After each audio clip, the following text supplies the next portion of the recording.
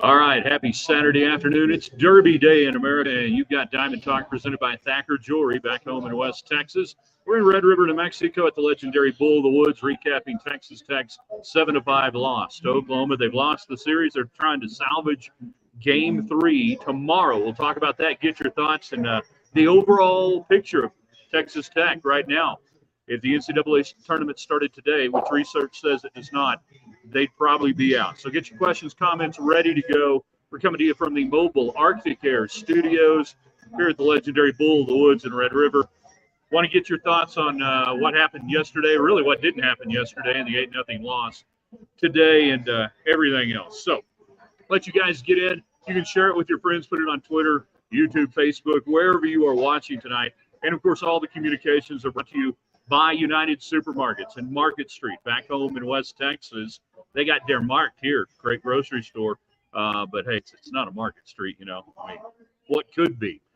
So that's where we are today. Our Western wear provided by Bootsy, one money saving mile outside the West Loop in Lubbock, Texas. Get in, get your comments in. We'll go, as long as the conversation is moderately interesting. I know there's a lot of frustration out there right now with Texas Tech fans.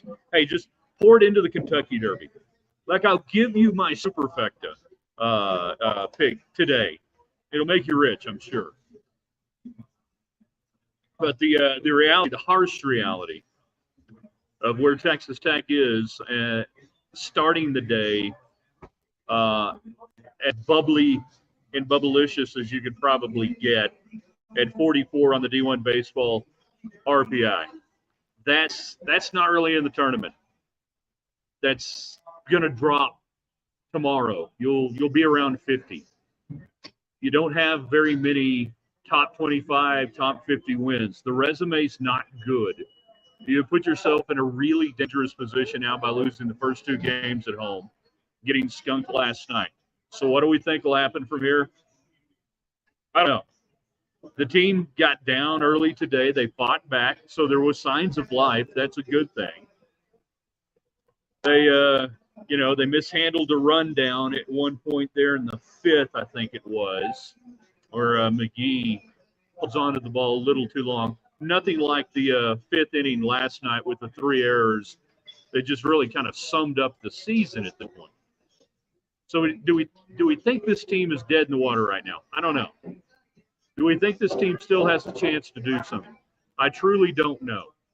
I do know that they've got to win tomorrow, and they may have put themselves into a position of having to go to Oklahoma State and win that series on the road to get the resume NCAA worthy. Because when they go to Arizona State and they play at Tempe and they play UNLV a game out there, it's really not going to do a whole lot for you. It's going to get you a couple wins, but it's not RPI wins that you're going to need. You may be rolling into the Big 12 tournament this year, having to win the Big 12 tournament to get to the NCAA tournament.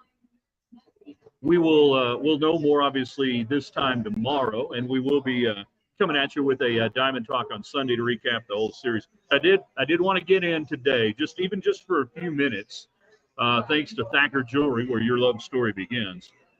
Just to get on, just to get out there and kind of see where you guys are, where you think this is heading, what do you think is going to happen the rest of the way. Last night, I don't know. There were I was getting a lot of text messages and a lot of people on Twitter, hey, the team's done, the team's quit. I'm like, okay, let's see what they do today. It wasn't a team that quit today. They got beat. Robinson, not one of his better outings. He got dinged up with base earned. He got hit today. The bullpen, for the most part, I think did a pretty darn good job against what is ostensibly the best offense in the Big 12. So where are we? Where are we with this team? Where are you guys with this team? Jump on the comment line, type it in, hit send, and thanks to United Supermarkets, we get to visit with you. My friend Michael, any weddings this Saturday at the Bull? No, but there are 2 divorces in action right now. So there you go. That's how you know you're at Bull of the Woods. Heard a lot of people in town in Red River this weekend. I'm really impressed. It's usually about 2 or 3 more weeks when it really starts to pick up. But there's been a lot of people in here. We've enjoyed being down here, hanging out with our friends at Bull of the Woods and making some new friends. We're going to have some partners in Red River coming up this summer that we're going to be telling you about. Some great people up here, so stay tuned in the coming days for that. But as of yet, no weddings today at Bull of the Woods. We go back to the box score for today, and we've talked about situational hitting and how that has been the bane of this offense. Last night, of course, they were 0 for everything on situational hitting. Today, runners in scoring position, 2 of 6, 333. Runners on, though, 2 of 12. So where do you get beat? Where did they string crooked numbers? Well, they get 2, and then they get 4 in the 5th, and they get 1 in the 8th. Where did they do that? They strung hits together.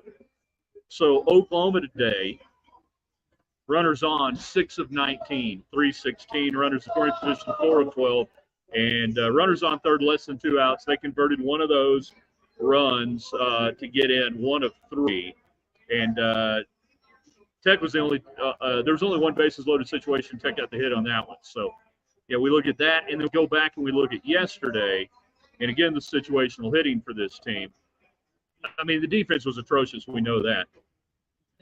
Situational hitting last night, you were 4 of 31, 2 of 10 with 2 outs, 1 of 12 runners on, and 0 of 4 runners in scoring position.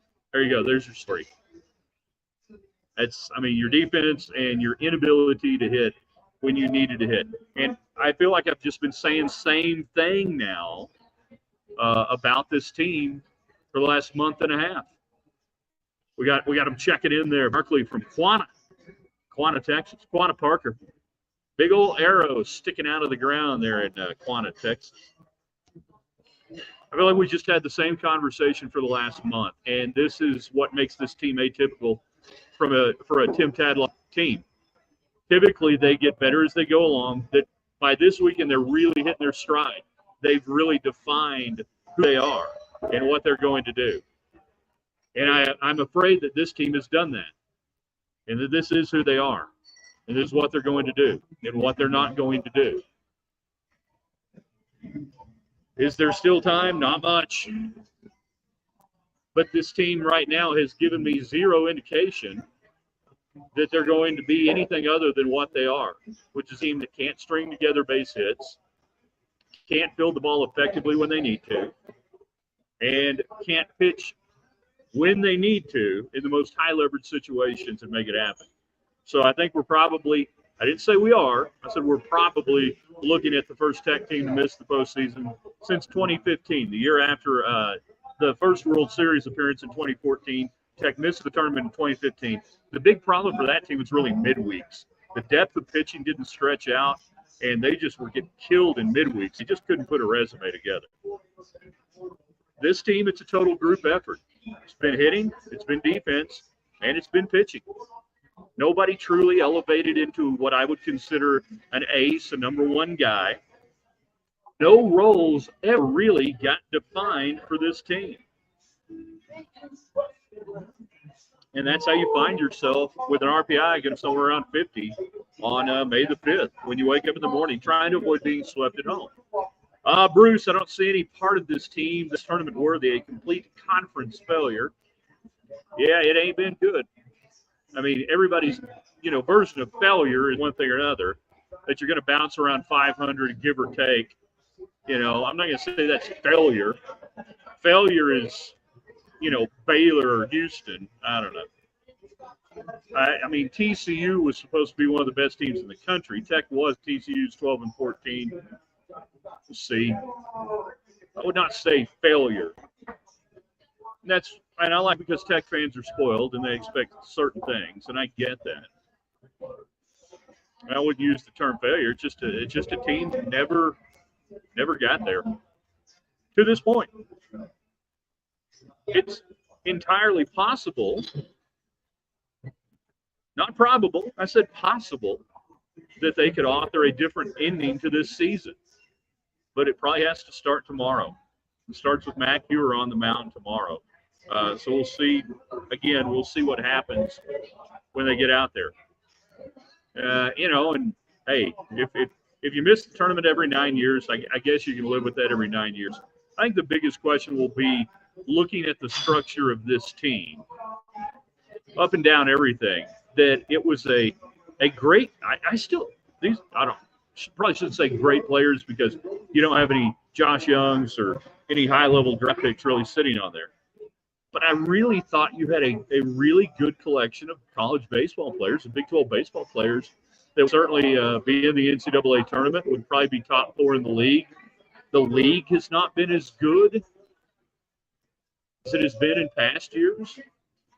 So whenever this season does end, I think there will be a lot of question marks going forward about structure, who. You got a lot of young players. You've got a lot of young talent. Of those, who do you want to keep? Who do you not want to keep? And that's the great thing about the portal now. It's good for coaches. It's good for players. That you can sit there and say, hey, it just didn't work out. You're going to have to find your job elsewhere. Baseball's trapdoored people for years. Baseball with the equivalency scholarship, they've just trapdoored guys over the years and said, yeah, you're only going to get like 5% of the scholarship. You're welcome to stay if you want to. We'd love to have you stay if you want to, but you don't have to. So I don't know, what we'll be looking at with a roster remake or anything else when it all gets said and done with this Texas Tech team. But right now, you don't win tomorrow, who knows? You may not be in a position to win. Let's talk about the Kentucky Derby. I will give you my superfecta and how we would be playing this if we're playing this. I'm not saying we are. But Fierceness is the horse to beat, I think, today. This is a really good horse. This is a horse that's bred for this distance. Breaking from the outside, Fierceness ought to be able to get a fairly clean trip in and not get caught into a lot of congestion like some horses. That I think there's some good horses on the inside. Sierra Leone is one that I think is going to have just incredible luck to avoid getting crushed. And I think it's a horse that's worthy of being in the top 4. But we like Fierceness. We're going to key that over the 2 Sierra Leone. Who I do think is a really good horse. And if that horse were farther outside, I might be looking at that horse as a Derby-winning horse. We like Honor Marie coming out of 7 and then out of the 8, just a touch. So, how do you want to play those? You do anything you want. Key the 17 over all 3 of them in any order you want. You could do a superfecta box, $48, I think, if you're at the track today. I know we got a lot of people watching at the track. Or you can just go straight 17, 2, 7, and 8, which, make yourself $1, $2 bet on that and see what happens. The track is going to be fast today. It has been a really bad day for closers, that the speed of the track today has been really good with the speed horses. Now, the Derby's obviously a little bit different with the total number of horses, and you've got a little tighter grouping of quality horses in there. Don't like the Japanese shipper coming in. These horses typically don't do very well. Dornock in the 1. If that's another horse that if we were outside farther, I'd be taking a deeper look at that. Then the 6 horse today, I got to go back down and look on some of my notes. Pardon me as we do that. Man, Just Steel, and I'm not sure where that horse is right now in the line odds. Coming out of the 6. It killed me. I had to leave somebody out in the top 4. And Just Steel, remember I said this, will be the horse that messes up my superfecta. That Just Steel, the 6 horse, will be there. Forever Young is a Jabba shipper that I don't think is going to hit the board. Irad Ortiz Jr. has had a great day at Churchill Downs riding. I think he's got 4 wins already. He's on domestic product. That's a 30 to win out there at 15, that he might be able to get tucked right in with Fierceness as they go into that first turn, midway through into the second turn. If domestic product is positioned favorably on the backstretch, that's a horse with a great jockey who also might be able to screw up the day for some people. I know some people have got domestic product sitting there keyed over in some long shots. We'll see what happens. But that's what I got. I got Fierceness, Sierra Leone, Honor Marie, and Just a Touch. We will wrap up the weekend with tomorrow. We'll be back in the Arctic Air Studios, back home, and we'll have much more to talk about with Texas Tech baseball. Appreciate you hanging out with us. We want to thank everybody at Bull of the Woods for letting us hang out this week. It's been a lot of fun. Always love coming up here. We'll see everybody soon. Be sure and check out the column, 5 Things We Know on a Sunday tomorrow. At the Radio